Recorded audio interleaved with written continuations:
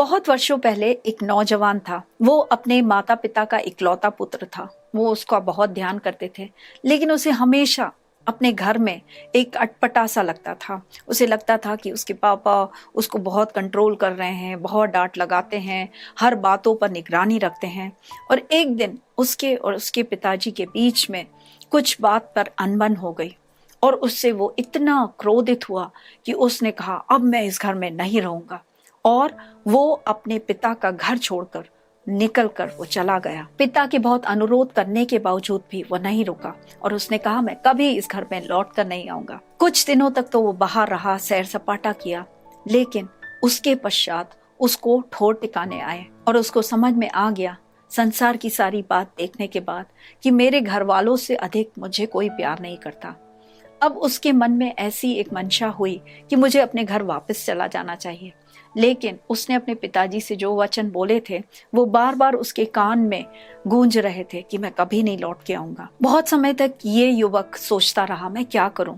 और अंत में उसको ऐसी एक सोच आई। उसने एक कागज लिया और उस कागज में अपने पिता के नाम एक चिट्ठी लिखी। उस चिट्ठी में उसने लिखा, प्रिय पिताजी, मैं बहुत शर्मिंदा हूँ। मैंने जो कुछ भी गलत कार्य किया, जो कुछ भी गलत शब्द आपके विरोध में बोला, उसके लिए आप मुझसे क्षमा कीजिए। मैं अपने घर लौट कर आना चाहता हूँ, लेकिन मैं नहीं जानता हूँ कि क्या आप मुझे स्वीकार करने के लिए तैयार होंगे या नहीं। अगर आप मुझे स्वीकार करने के लिए तैयार हैं तो मैं उसका एक चिन्ह चाहता हूँ। हमारे घर के सामने जो बड़ा सा पेड़ है, अगर आप मुझे स्वीकार करना चाहते हैं, आप अगर मुझे घर वापस जाते हैं, तो उस पेड़ पर एक छोटा सा सफेद झंडा आप लगा देना। किसी भी एक दिन मैं उस घर के सामने से, जिस समय आप नहीं हो, मैं वहां से जाऊंगा और अगर उस पेड़ पर मुझे वो सफेद झंडा दिख गया तो मैं घर आऊंगा, अन्यथा मैं आगे बढ़ जाऊंगा। उसने उस चिट्ठी को पोस्ट कर दिया और उसने 3-4 दिन का इंतजार किया। पिताजी को वो चिट्ठी मिलनी चाहिए और उनको एक निर्णय लेना चाहिए। और उसने 5-7 दिन का फिर इंतजार किया। 7वें दिन उसने अपना धैर्य बांधा और एक बस में चढ़ गया और वो अपने घर के पास से वो बस जाने का इंतजार कर रहा था।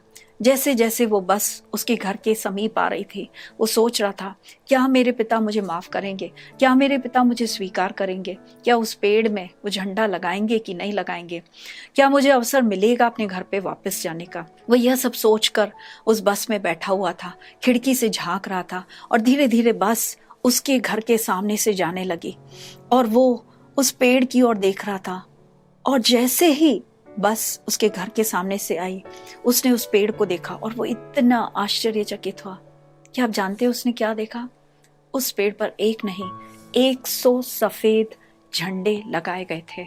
उसके पिता ने उसको वापस स्वीकार करने का एक चिन्ह के रूप में, पिता का दोनों हाथ खुला हुआ है, पूरे मन से उसे स्वीकार कर रहा है कि वो सफेद झंडा उसे मिस ना हो जाए। इसलिए उसके पिता ने एक नहीं, 100 सफेद झंडे उधर पेड़ पर लगा दिए। ये देखकर वो युवक इतना प्रसन्न हुआ, उसने उसी समय बस को वहां रोका और वहां उतर गया और वो अपने घर वापस गया। उसने अपने पिता से क्षमा पूछी और वो उस परिवार का अंग फिर से बन गया। ये कहानी हमें क्या दिखाती है? 2 बातें जो हमें इससे सीखनी चाहिए। पहली बात ये कि वह पिता के स्नेह को दिखाती है। कितना कुछ उस युवक ने दुष्टता के शब्द कहे थे, कितना कुछ अपने पिता को उसने दुखी किया था, लेकिन इसके बावजूद भी वो पिता उसको स्वीकार करने के लिए, सहर्ष स्वीकार करने के लिए तैयार थे। यिर्मयाह 21:20, अगर हम वो वचन पढ़ें तो वो वचन पिता के स्नेह को दिखाता है। उस वचन ने मुझे बहुत अधिक प्रभावित किया है। मैं उसको आपके सामने पढ़ना चाहूंगी। क्या इफ्रेम मेरा प्रिय पुत्र नहीं है? क्या वो मेरा दुलारा लड़का नहीं है? जब जब मैं उसके विरुद्ध बात करता हूँ, तब तब मुझे उसका स्मरण हो आता है। इसलिए मेरा मन उसके कारण भर आता है और मैं निश्चय उस पर दया करूंगा। यहोवा परमेश्वर इफ्रेम की ओर, परमेश्वर इस्राएल की ओर अपने प्रेम को प्रकट कर रहा है। मेरा हृदय उसके प्रति दया से भरा हुआ है और यही परमेश्वर यहोवा आपके विषय में भी कह रहे हैं। परमेश्वर का हृदय आपके प्रति दया से भरा हुआ है। लेकिन इसी कहानी से हम एक दूसरी बात भी पढ़ते हैं। परमेश्वर हमें बहुत चाहते हैं, परमेश्वर हमें बहुत स्नेह करते हैं, लेकिन अगर हमें उद्धार पाना है, परमेश्वर के भवन में प्रवेश करना है, तो वह सिर्फ परमेश्वर का एक रिस्पॉन्सिबिलिटी नहीं है। परमेश्वर को जो करना था उन्होंने कर दिया, अपने इकलौते पुत्र को हमारे लिए भेज दिया और यीशु मसीह हमारे लिए क्रूस पर चढ़ाए गए, मारे गए, गाड़े गए और तीसरे दिन जी उठे। और जो इस बात को विश्वास करते हैं, उसको स्वीकार करते हैं, सिर्फ वही उद्धार पाते हैं। इसलिए मनुष्य का एक उत्तरदायित्व अपने उद्धार के विषय में होता है। हालेलुया। और वो क्या होता है कि वह उस बात को स्वीकार करे। पिता तो अपने हाथ खोलकर पुत्र को स्वीकार करने के लिए तैयार है, लेकिन क्या पुत्र पिता के पास आएगा? याकूब की पुस्तक 4:8 में कुछ इस प्रकार लिखा है, परमेश्वर के निकट आओ तो वह तुम्हारे निकट आएगा।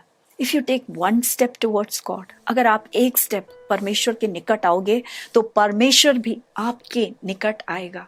और आज जब आप ये वीडियो देख रहे हैं तो पवित्र आत्मा आपको बुला रही है, पिता परमेश्वर आपको बुला रहे हैं। हो सकता है कि आप परमेश्वर से दूर हो गए हो, परमेश्वर एक बार और आपको अवसर दे रही है, आपको वापस बुला रही है। और इसी विषय में 2 कुरिन्थियों 6:2 में कुछ इस प्रकार लिखा गया है, देखो अभी है प्रसन्नता का समय, देखो आज है उद्धार का दिन।